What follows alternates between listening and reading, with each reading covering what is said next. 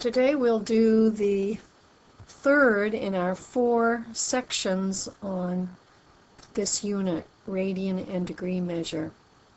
Let's review where we've been. We've figured out standard position. We've measured angles in either degrees or radians, and when it comes to degrees, we spent a little time going from decimal degrees to degrees, minutes, seconds, and back again. We did a review of our geometry.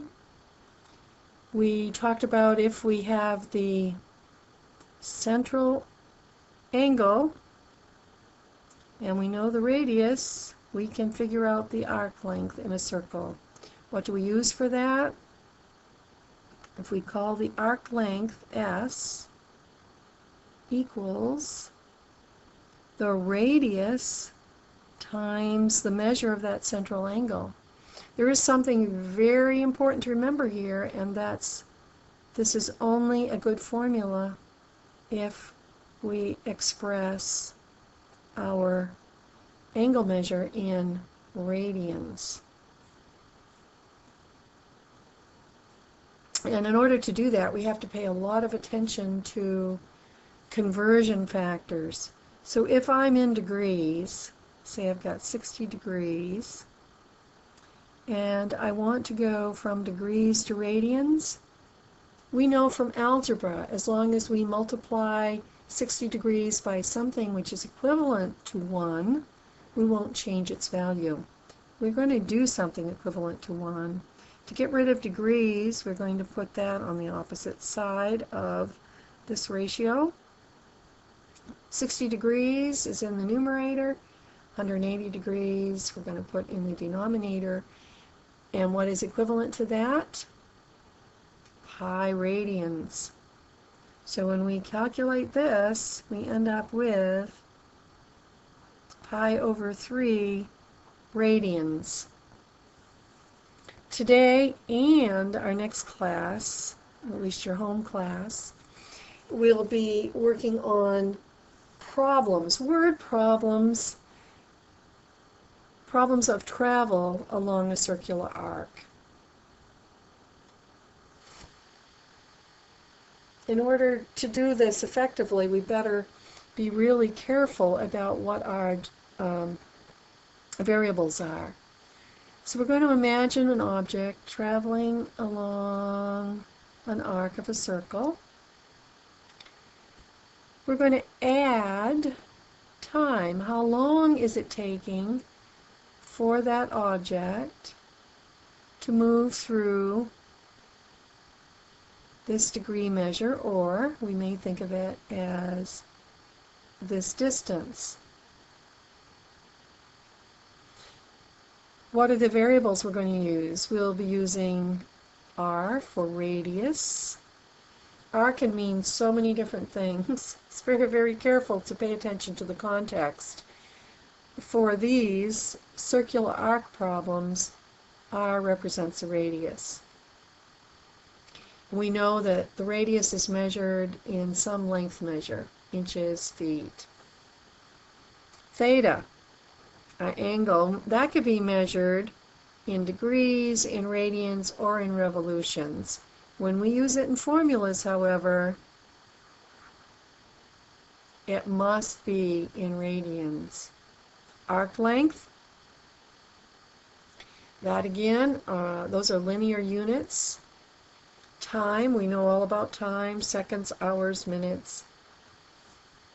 Here are the two biggies. Linear velocity, which we will express as v, and that'll be some linear units. Remember when we talk about arc length, we use an s, divided by time. And that's the way we'll express it, linear units divided by time. For omega, the angular velocity, that's an angle measure divided by time. The angle measure, always radians. Now some of the ways both of these may be expressed. For linear, It might be feet per second, miles per hour. Those are very familiar to us. For angular measure, it could be degrees per second, or here's one that's very familiar to us. How do we read this? 8 revolutions per minute. See what I mean about context? In this case, the R is standing for revolution.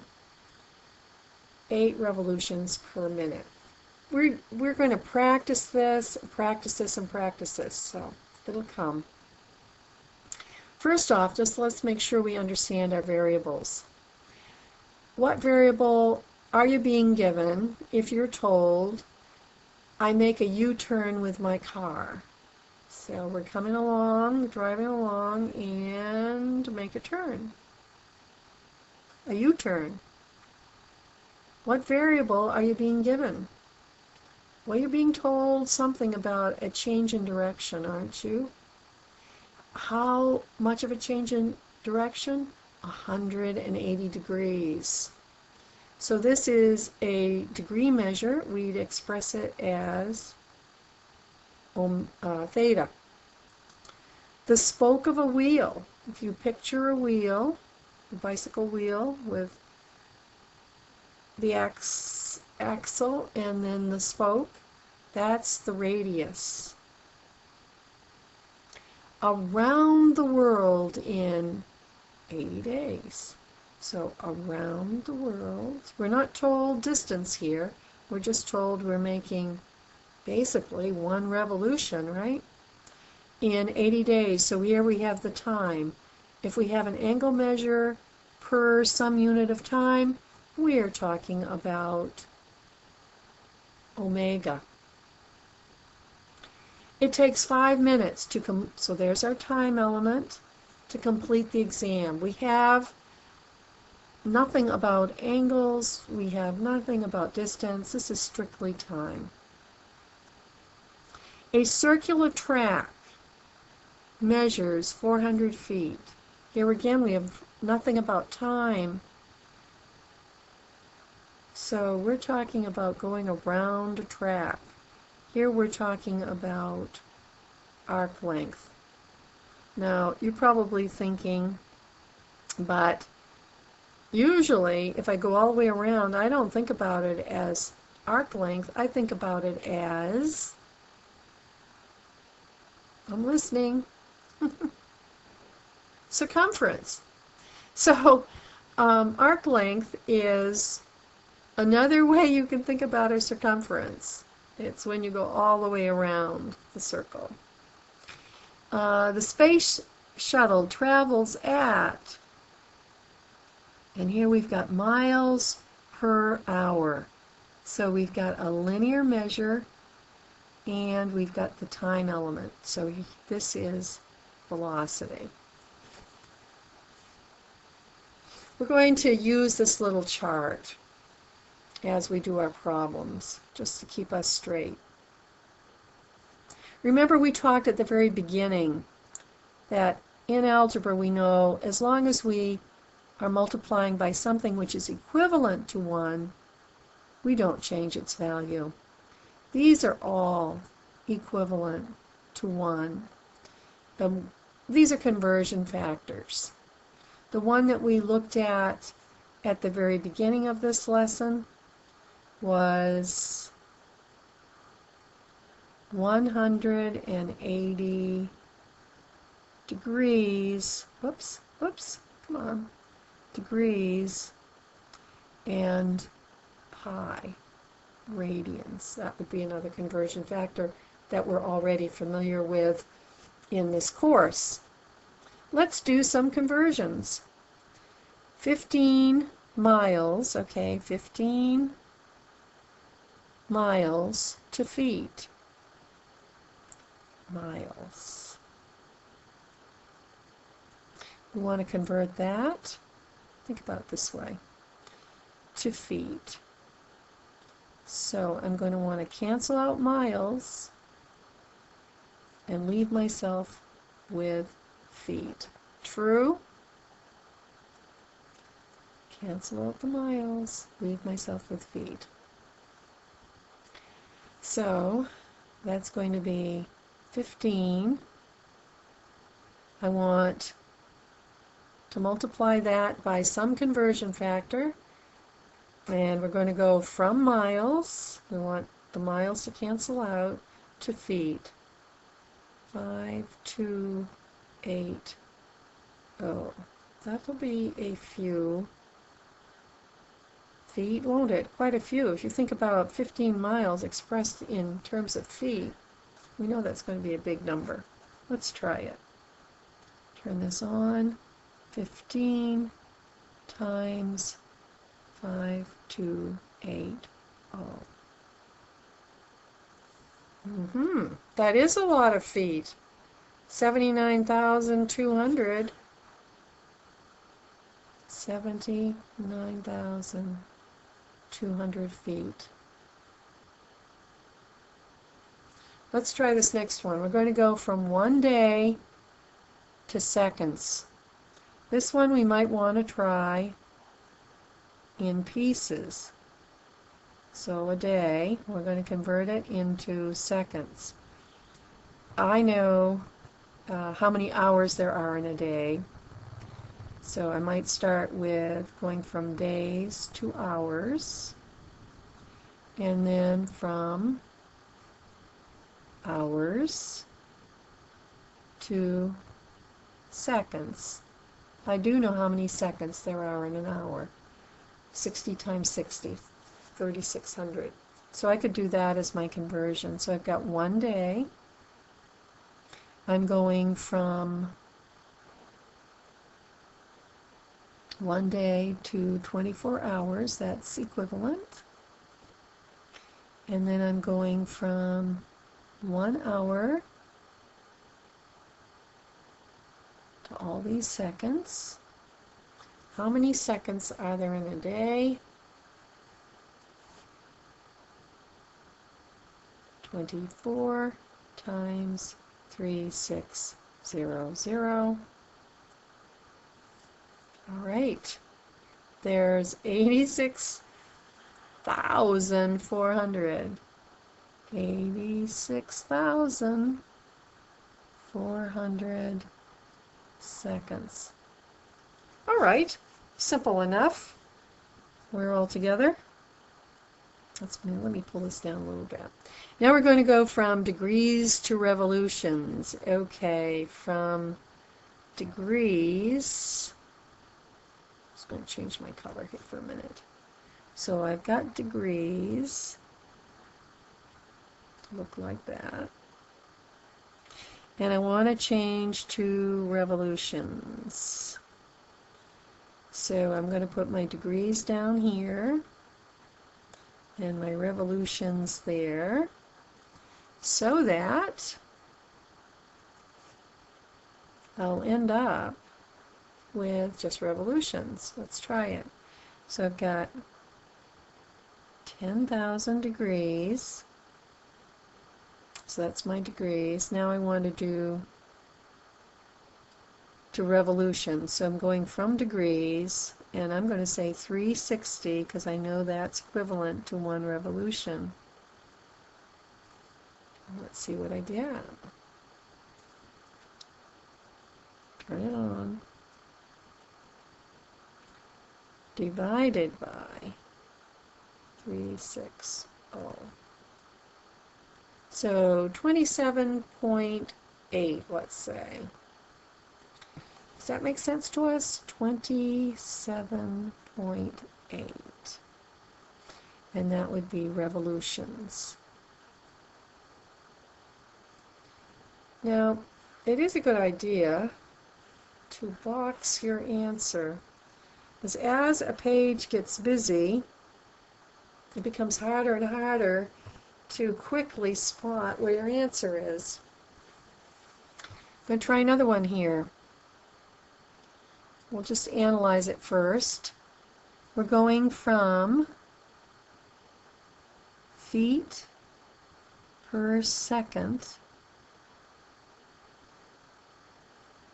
and we want to go to miles per hour. Well, let's deal with the miles piece of it first.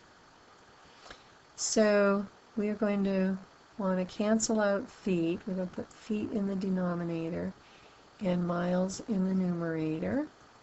That'll allow those to cancel out, right? And we'll have taken care of moving from feet to miles. What else do we need to do? We need to take care of these seconds. We're going to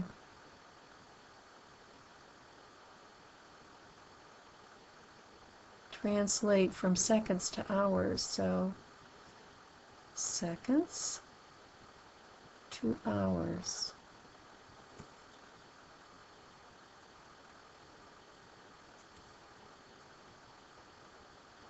Okay, so now we would have miles per hour.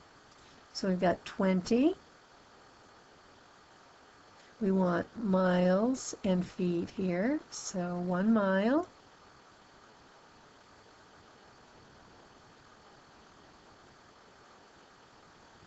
And seconds an hour. So number of seconds in 1 hour.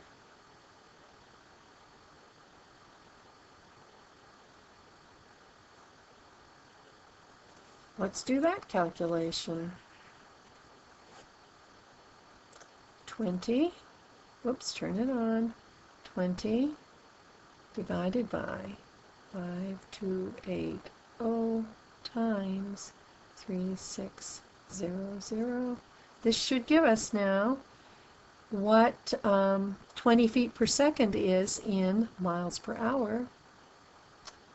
13, I wonder if this looks right, 13.6. Wow, you know, that looks very good. All right. Makes sense. 13.6 miles per hour. And we'll circle it so we can find it later on. Okay, now we're going to go just the opposite direction, miles per hour to feet per second. First we'll do our analysis. Miles per hour, that's what we're starting with. Notice how I write it as a fraction. That saves us when we're making these conversions. Make sure we get the right things into the numerators and denominators. Now, I'm going to start with miles. I want to go from miles, so I'm going to want those to cancel out, to feet. So that's the conversion I'm going to make there. And then from hours, notice this time, to get that to cancel, it's got to be in the numerator, to seconds, right? Whoop, whoop, come on. Seconds. And let's see if that will cancel out correctly for me. I'd no more have miles, and these would cancel out, so I'd have feet per second. This looks great. So I'm going to do 50, which is in miles per hour, and now I'm going to go feet, 5280 per mile, and hours per second to make my conversions. And let's see what that will be equal to. I'll pull this over, take a look at it. On 50 miles per hour times 5280 divided by 3600. 73.3 feet per second. 73.3 feet per second. 73.3 feet per second. When I write my answer, I'm not, you notice I'm not doing my units in this type of fraction, but it still got the dividing sign here for feet per second. We don't use a dividing sign when we talk about miles per hour. We just put in the P, just the way we express it. Finally, good, I got to F here. Analyze this one. We're going to go from degrees per year. That's the original. And we want to convert it into revolutions per minute. So we know we're going to make a change in our angle measure, and we're going to make a change in our time measure. So degrees, we know that when we go from degrees to revolutions, we know what that would be, 361. And now from years to minutes, I'm not going to be able to make that in one leap. So we want it to cancel out, so put years here. I'm going to go to days first, and then we'll go from day to, I think I'm going to make still another one, hours. I'm sorry about this. This is so long. And from hours to minutes. How's that? And will that get us where we need to go? Let's just verify it. Okay, so we'll get rid of degrees. Years will cancel out. Days will cancel out. Hours will cancel out. And we'll be left with revolutions per minute, exactly what we want. So let me write it. 1 trillion.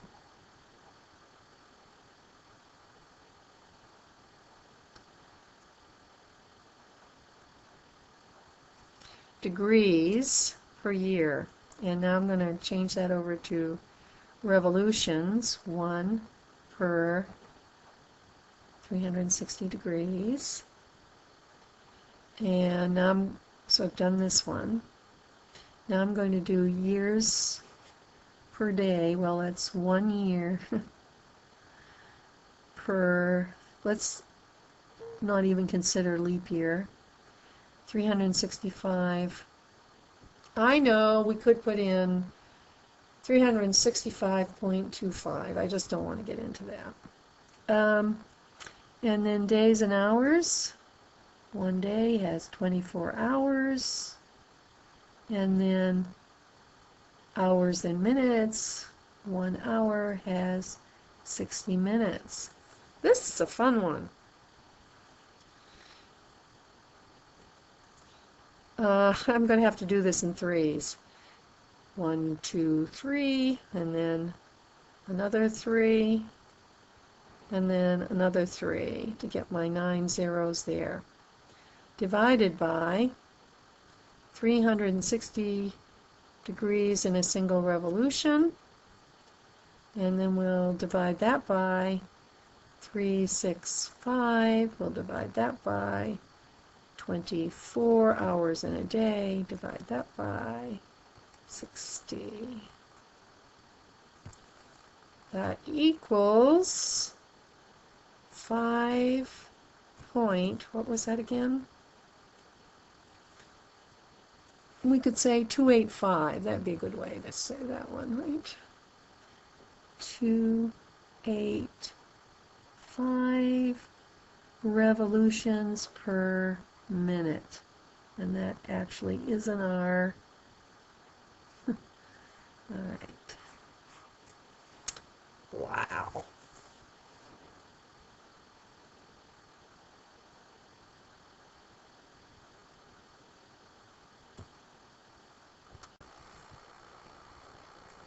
I'm a bit of a slow responder. There's a few of you out there who have been trying to advise me here that I have this wrong. In your notebook, it's 55, and when I prepared this slide, I wrote it as 50. Okay, so let's do it as it was written. So not 50, but 55. And let's do our analysis again. We're going from miles per hour to feet per second. So what are the conversions that we're going to make? Well, we're going to go from miles to feet, and we're going to go from hours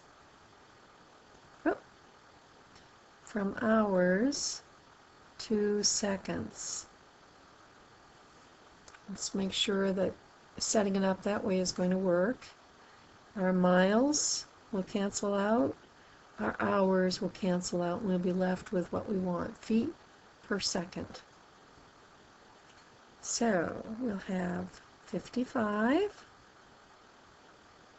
And our first conversion, feet per mile, 1 mile.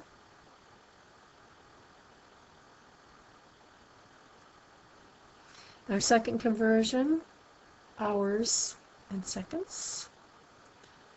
1 hour is equivalent to all these seconds. All right, now let's do it right. What is this equal to? Now 55, here's our old one. 55 times 5280 divided by 3600. That's what you would get if you were using the 55. 80, we'll call it 80.7 feet per second. Thank you for bringing that to my attention. Let's move on. We're going to do one example, then we'll call it quits. We'll do some more of this type of problem in class. A bicycle's wheel has a 30-inch diameter. What we're going to be interested in is radius. So let's mark down some of this information. We know the radius will be half of the diameter, so it'll be 15 inches. The wheel makes 1.5 revolutions per second. So that's a angle measure per second. Here we're talking omega. Angular velocity, 1.5 revolutions per second. And we're going to want to convert that into, for our answer, miles per hour. We're going to need some conversion factor there. We're going to be looking for the velocity. I'm going to use this formula over here. Velocity equals, well, let's be precise. Linear velocity equals angular velocity times the radius. All right. Let's do an analysis of the units. That's the tricky part here, isn't it? We're going to be going from revolutions per second 2 miles per hour. Well, first of all, what do we say? We're always using radians. So revolutions is not going to cut it.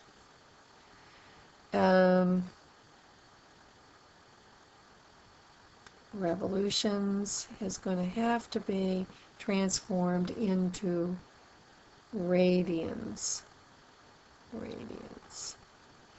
And seconds, we're going to want to go from seconds to hours.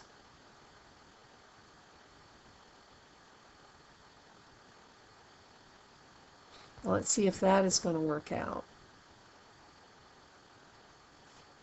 So we'll end up with revolutions disappearing, seconds disappearing, and we'll have radians per hours as this piece of it anyway. So what we have done here is re-expressed our angular velocity in terms of radians per hour. That's okay. What's the other transformation that we have to make? It's our length. Right now we're in inches, and we're going to want to transform that into miles. So we'll probably do that in a couple steps, at least I will. I have no idea how many inches there are in a mile, but I know there's how many inches there are in a foot, and then we can go from feet into miles. Let's see if that's going to work. We'll get rid of the inches, we'll get rid of the feet, and we'll be left with miles. Let's give it a try. Our linear velocity will be 1.5. And we're going to now put in this conversion factor out of revolutions into radians. So what's the relationship between a revolution and a radian? One revolution is 2 pi radians, and we're going to move from seconds to hours.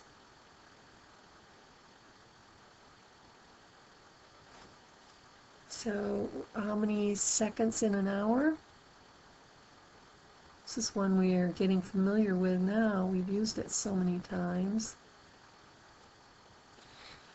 So that's our conversions that we need to make for the velocity. There's one other conversion we have to make, and that's for the length measure here. We're going to go from inches to miles, and that's going to take a two-step conversion for me. 1 foot to 12 inches, and then 1 mile to 5,280 feet. Yikes. Let me get my calculator out. All right, turn it on. 1.5 times 2 pi times 3,600 seconds in an hour times 15 divided by 12. See, this is the simple part. Divided by, it's getting it set up properly. Take your time with that and let your calculator do the rest of this. This is the perfect use of a calculator, isn't it? Let your calculator do all this messy stuff. So we have a linear velocity of 8 miles, just a little over 8 miles per hour. 8.03 miles per hour. And I guess that makes sense if you think about on your bicycle, if you're pedaling at a rate of 1.5 revolutions per second, you'd be going 8 miles per hour. Okay, it's been a good session. We're going to do a lot more of these in class, more homework in class. And then your next session, we'll work some more with word problems. We love them. Yes, we're going to get so good at them, you will welcome them.